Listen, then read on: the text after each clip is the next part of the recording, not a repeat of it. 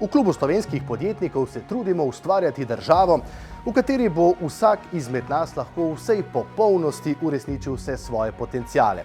Tega pa ni mogoče doseči z onemogočenjem gospodarstva in pozivanjem podjetnikov, naj se pač odselijo v tujino.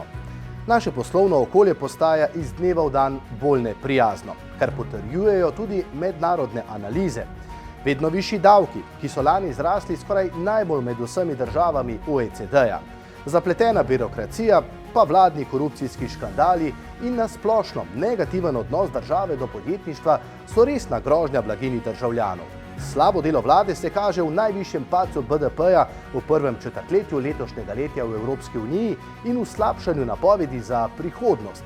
In namesto, da bi vlada nemudoma ukrepala, predsednik vlade te kazalce raje pospremi z nedostojnimi in posmehljivimi izjavami. Če lahko isto delo nekdo opravlja s šoferjem, ki je zaposlen formalno na Hrvaškem, v resnici pa z njim upravlja slovenski lastnik, bo mogoče kakšen izziv za našo šolsko, socialno in zdravstveno mrežo manj.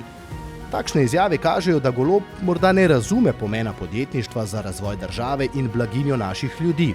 V času, ko se številna podjetja spopadajo z visokimi stroški dela, obdavčitvijo in administrativnimi bremeni, bi morala vlada iskati načine, kako ohraniti in spodbuditi poslovno dejavnost doma, ne pa spodbujati selitve na tuje. Skrbijo nas tudi izjave ministra za finance Klemna Boštjančiča, ki skuša slabo stanje v državi prikriti s sklicevanjem na podatke bonitetnih agencij, pa čeprav ti ne upoštevajo zadnjega padca BDP-ja in poslabšanja napovedi. V petek, na isti dan, ko je bil objavljen, kakšen je rezultat v prvih 3 mesecih letošnjega leta, je Evropska bonitetna agencija Scope zvišala bonitetno oceno Slovenije. Da ne gre za enkraten spodrsljaj premierja, ampak za mačehovski odnos celotne vlade, potrjujejo te cinične besede ministra za finance.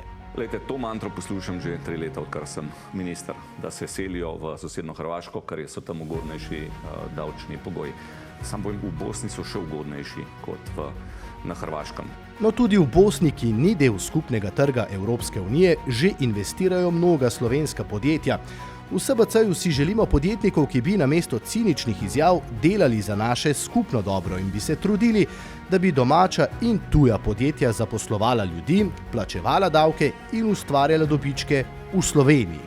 Le to namreč zagotavlja dobro javno zdravstvo, šolstvo in socialo. Našo vlado, ki očitno še vedno spi na lovorikah, je presenetil upad gradbenih investicij. V klubu slovenskih podjetnikov smo prepričani, da je do tega prišlo tudi zaradi pomanjkanja delovne sile. To nevarnost izpostavlja tudi bonitetna hiša, na katero se sklicuje minister Boštjančič. Trend pomanjkanja delovne sile potrjuje, kar ves čas opozarjamo. Živimo v državi, kjer je delo preveč obdavčeno in se zaradi tega mnogokrat ne izplača. Ob enotnem trgu dela na področju EU-ja pa to pomeni tudi dodaten odliv tistih kadrov, ki jih slovensko gospodarstvo ta trenutek najbolj potrebuje. Če vlada ne bo spremenila svoje miselnosti in odnosa do podjetnikov, bo Slovenija plačala visoko ceno pasivnosti in ideoloških eksperimentov.